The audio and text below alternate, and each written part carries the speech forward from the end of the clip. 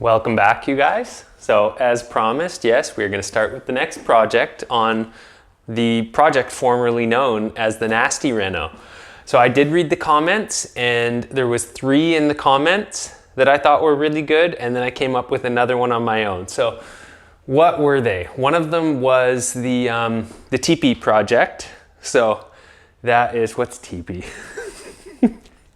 I can't remember now. Okay, I'll get back to that one because I can't remember it. There was the lope, which is the lipstick on a pig project. There is dog's breakfast. That's the one I came up with. Oh, okay, I remember what the teepee was. Turd polish, the turd polisher. And there was that 70s Reno, because the last Reno that happened in this place was a super 70s style Reno. Probably because it happened in the 70s. But anyways, this is at least a 100-year-old house. But yes, the last project that happened here was probably in the 70s. So I kind of like the ring of that 70s Reno. It's easy to say, it's not too leaning one way or another in terms of, you know, rudeness, as much as I like the lope. I think that was kind of my favorite one. Like for me, it's either that 70s project or the lope. Anyways, we better get to it. So a lot of people in the comments really wanted to see how I handle this wall. And after thinking about it more, I can see why, because there's just so many wires in here. It's just ridiculous. So like, how do you insulate that properly when you have those wires taking up so much space? Well, it's possible. It just takes a long time. So the first thing that I need to do on this though, before I even think about insulating something, the first thing I'm going to do is try to get a decent seal with my vapor barrier. So what I'm going to need to do is I'm going to need to cut this out so that I can get a better tape job on this, because this old stuff is all damaged. And then again, I'm going to cut back on this so that I can fit a piece of backing in, and I'm going to cut this one back so that I can get somewhere to tape my vapor barrier onto as well. So a little bit of prep work first. So as we can see, this is all torn up. I'm not going to be able to tape onto this nicely.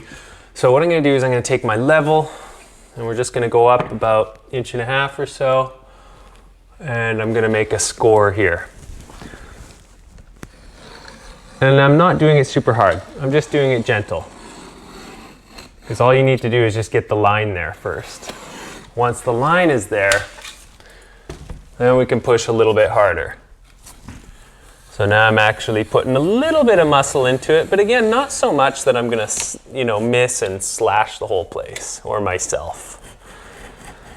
Because it always, there we got a nail or a screw there. It's a nail, so I'm just gonna leave it alone. Hopefully you guys can see. It's really hard to actually get this camera set up in a spot where you can see and that I'm not blocking it sometimes. So once it's scored enough that it'll snap, then what I'm going to do is try and break it.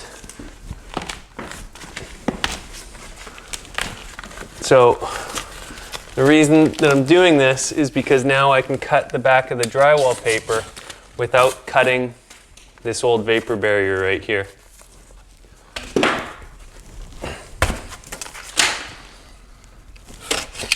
And you know what, guys, in some ways redoing this vapor barrier and doing the best job we can is kind of for show, because in an old place like this that's been hacked apart so many different times, it's not going to be in very good shape, and you're never going to get it perfect. So it's more like just, you know, we're trying to be diligent and do the best we can, but you have to be realistic and acknowledge how difficult it is to ever get it perfect without opening up the whole wall.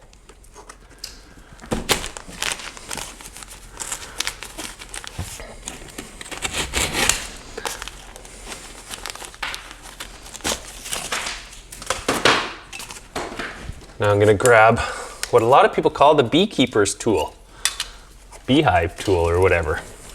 I guess that's one of the things it's for. It's also known actually as a glazier's bar. Great tool for getting into corners. It's going to be about as good as we're going to get there.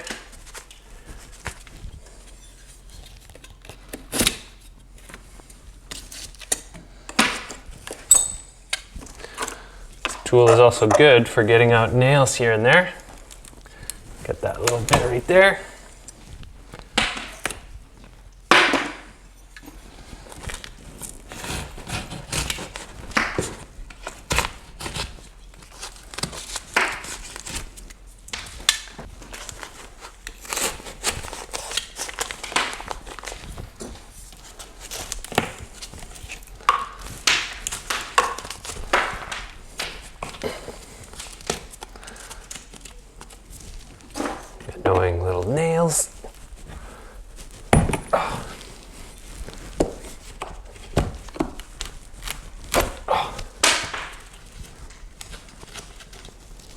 too bad.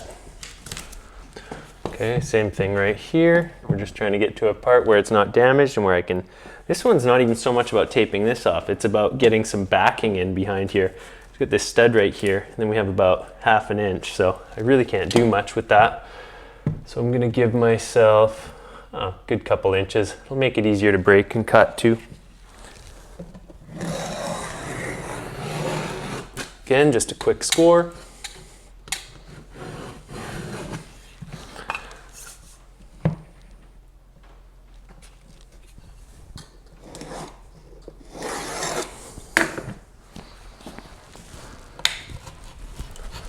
Sometimes what I'll do in this case, I'll actually cut a little 45 right here, like that.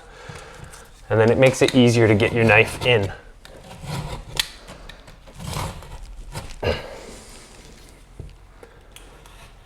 So I'll show you guys that again. So don't do it on the side you're trying to keep. So I'm gonna cut a little 45 right there. I don't have to here, I'm just showing you guys again. And that helps relieve the drywall a little bit so you can easily get the blade in there and snap it easier. Give this a good score.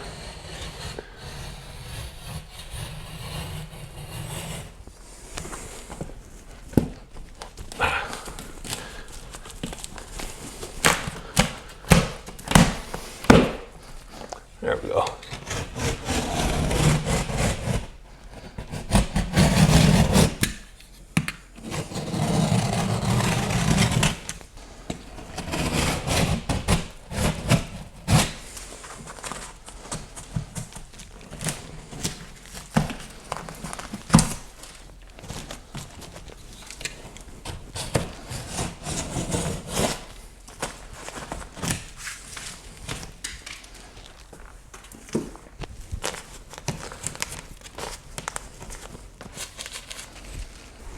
And down here, I have this conveniently placed piece of blocking. So we're just gonna line it up with that. Oh, hate using my level, the right side up when it has that.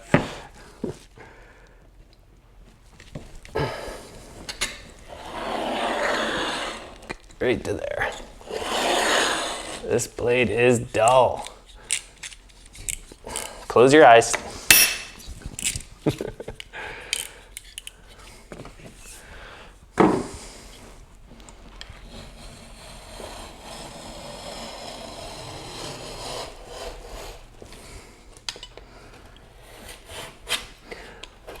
And in this case, because there is blocking there, I can just cut right into this.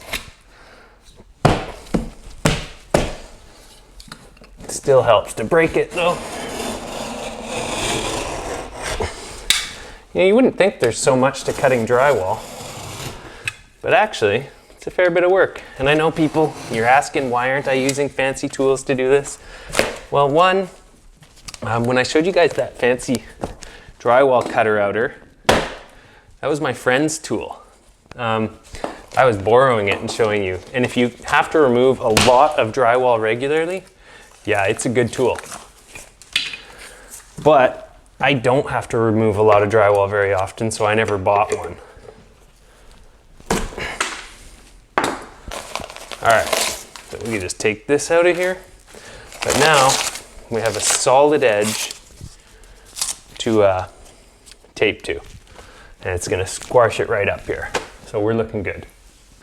All right, guys, I'm almost ready to start doing the insulation. Now, one of the things I like about this job is that there's not too many tools involved, and it's a pretty simple and in some ways kind of meditative process. I mean, like, if you can consider being super itchy meditative. But anyways, so the few things you're gonna need to do this job is, number one, a mask, because this stuff really itches the lungs. Gloves are really handy because the fiberglass can also get into your pores a little bit and make your hands itch really bad. Long sleeve shirt's not a bad idea either, or a hood. I don't have that today, but I'm not working overhead, so it shouldn't be too bad. The other thing you're gonna need is like a nice fresh knife blade. Now, some people like to use the little insulation saws. Another thing that works well is a bread knife. What I usually use though is just a brand new blade. So it's pretty simple, you know, I could just cut this stuff quite easily. with a couple of pushes. But now there's one thing you need to know about this is this job is a knife waster. This knife is now no longer suitable for even cutting plastic. Like one pull through the insulation dulls it so bad that yeah, it won't cut plastic anymore. A tape measure is also handy too. But that's it. That's about all you need. That and a whole lot of patience and persistence to actually do a nice job. Because another thing you need to know about insulation is it's only as good, it's only as effective as most of the time as it looks. If it looks neat, tidy, then it's probably effective. If you can see little holes here, there, and everywhere, then you know it's not going to do a good job. Now, because I have to wear a mask doing this job, I really am not going to be able to talk to the camera. So I think what I'm going to do is just set up the old iPhone and maybe try and voice over a few of the things. But anyways, I better get to it. Okay, I think this is going to be a little tricky. So this is all done and I'm going to tell you guys what I did. Okay, first thing I did was I looked for any wires that looked like they were a little bit too close to the face of the stud, and I banged on a couple of these plates that I just went and picked up from the hardware store. Okay, next we had this one, which had a wire running here. I just made a simple slit, folded it back, and then I was able to tuck that in pretty nicely.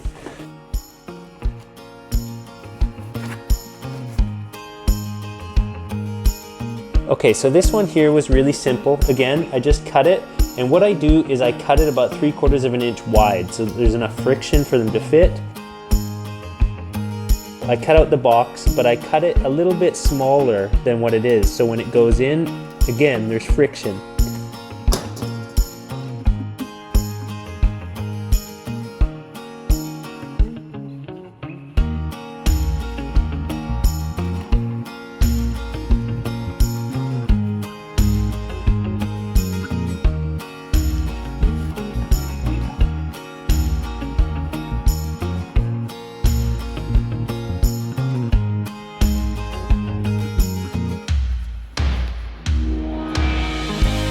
And then anything that looked like it could use a little more pieces, I just filled it in.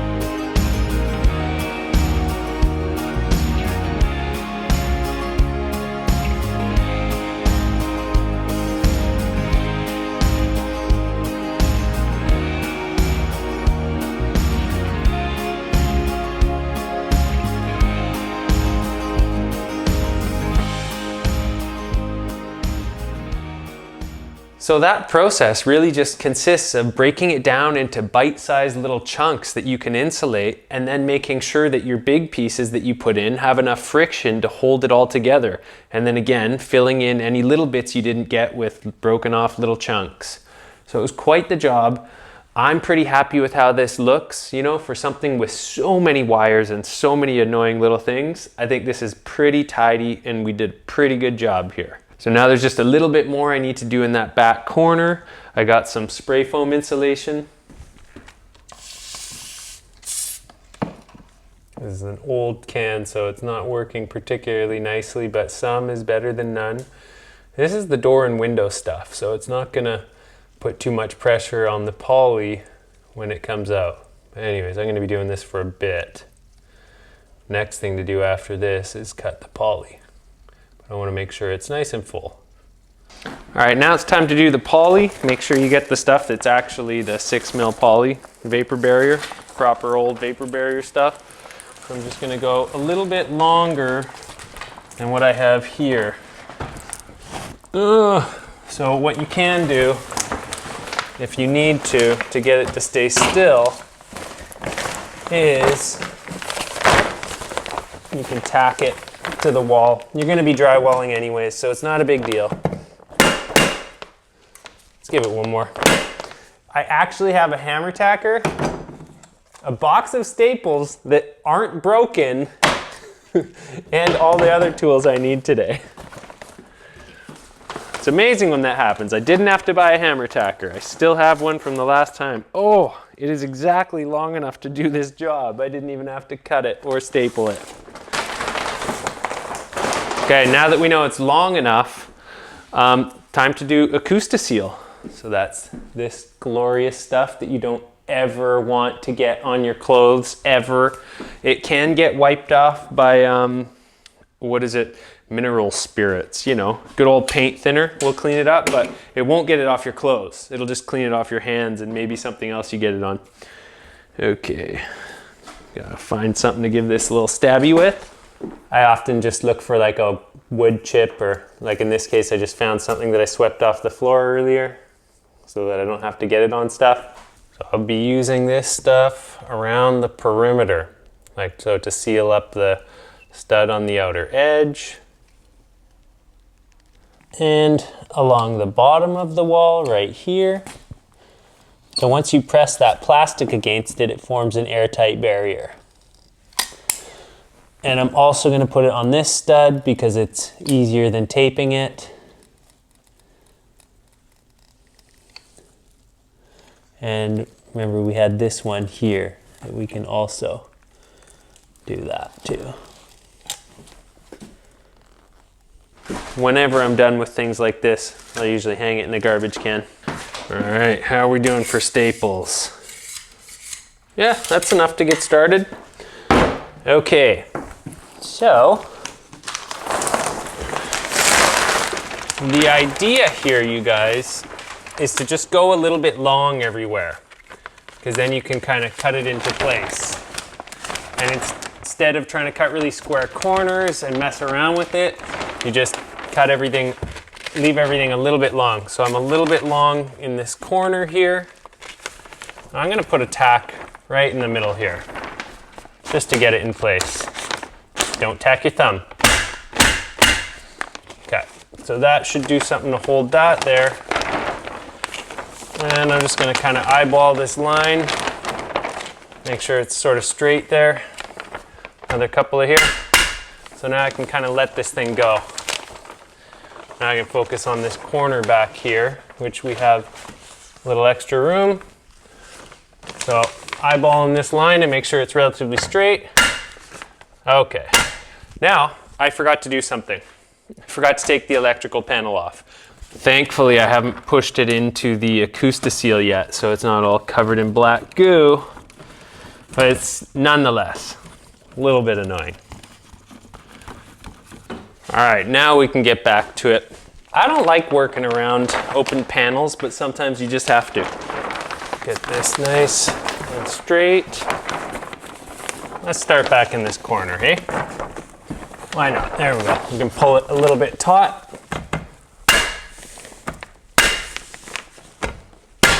So one thing I didn't mention, but you really want to be sure of, is that all of your studs have been cleaned off. So this one had a lot of staples from the old insulation, but it didn't have any screws or nails. If you have left any screws or nails in your studs and you've gotten to this point and then you go to put your board on, it's going to be a big problem. So you'll find out if you don't do it. And most of you guys know what I'm talking about, but yeah, you definitely want to have cleaned off your studs first, or at least inspected them really well.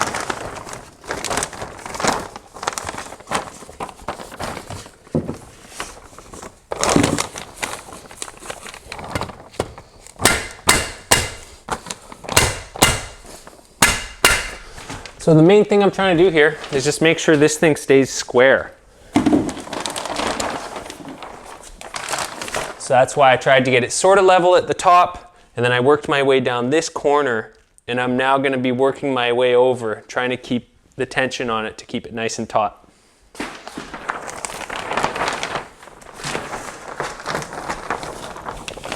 And you can use the Acousti-Seal to sort of hold it where you want it.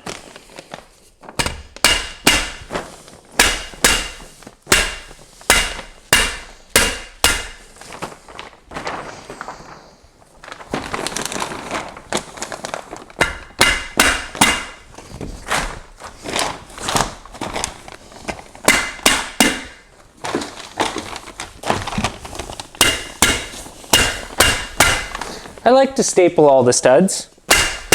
You know, you don't want to undo your hard work by accidentally ripping it off the wall. So again, I'm trying to keep it nice and snug. Okay, I'm using that Acousti-Seal to hold it there. It's like ironing. We're ironing this thing out.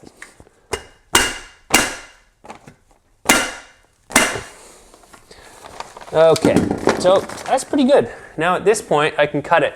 So sometimes it's easier to just do a quick rough cut than to try and do your good cut first.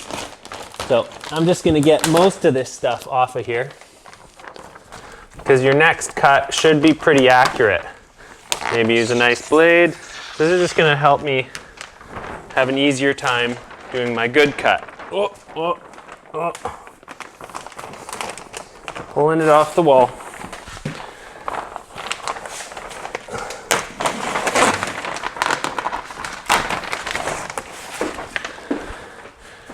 And if you get some Acousti-Seal on the wall, it's not the end of the world. Like I said, you can get it off with paint thinner. All right, let's get this off the floor. I'm tired of crawling all around on it.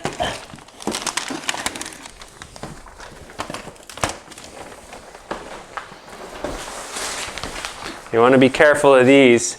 These are always where you get that poly, or not poly, the Acousti-Seal. It'll be on here and you'll get it on yourself that way by handling that stuff. So far I'm doing pretty good. Okay, I just switched to a sharper knife, smaller blade. Now what I'm going to do is I'm actually going to do a more accurate cut. So let's make sure that's where we want it.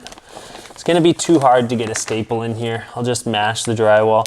So what I'm doing is I'm cutting at that inside angle where the drywall and the stud meet.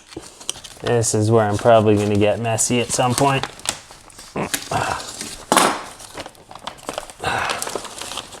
Okay, so now we are at this long one, and I'm going to take care here.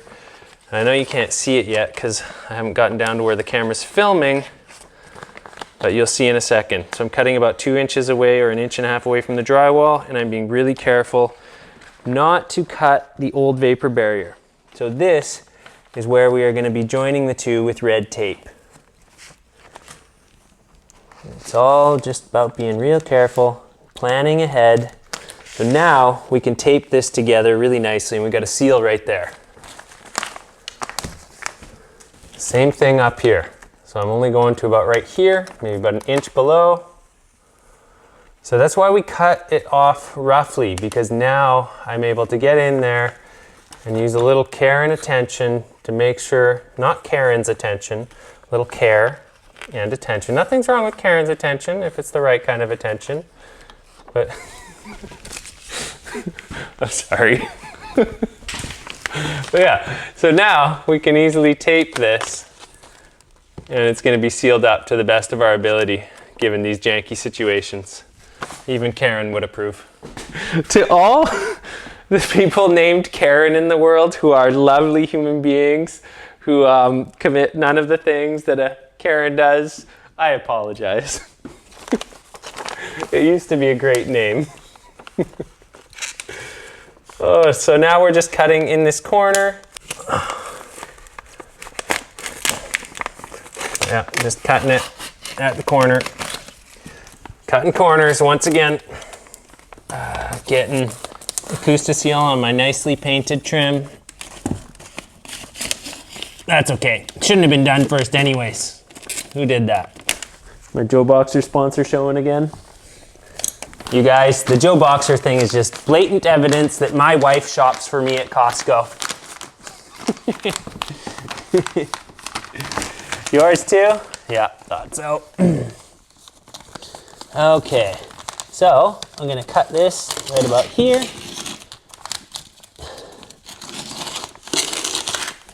We got a big old gap there. If any of this stuff is still hanging out later, I am just gonna cut it off after I board. Oh, I finally did it. There it is. See that? Now I don't have any, I don't think I have any paint thinner here. We are now at the red tape stage. I said stage in the midst of that tape sound. The red tape stage.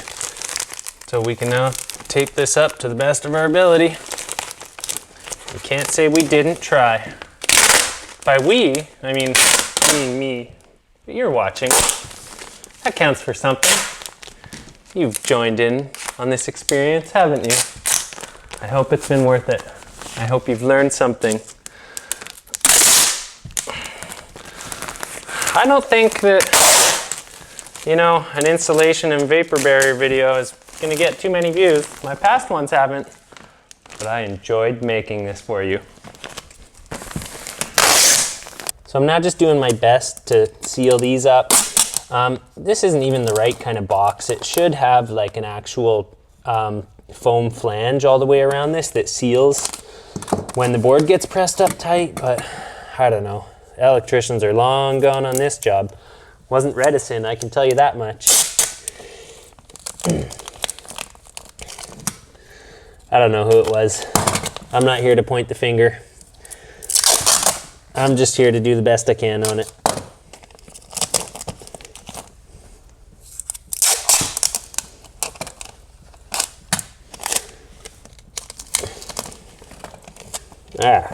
That's gonna look good for my house.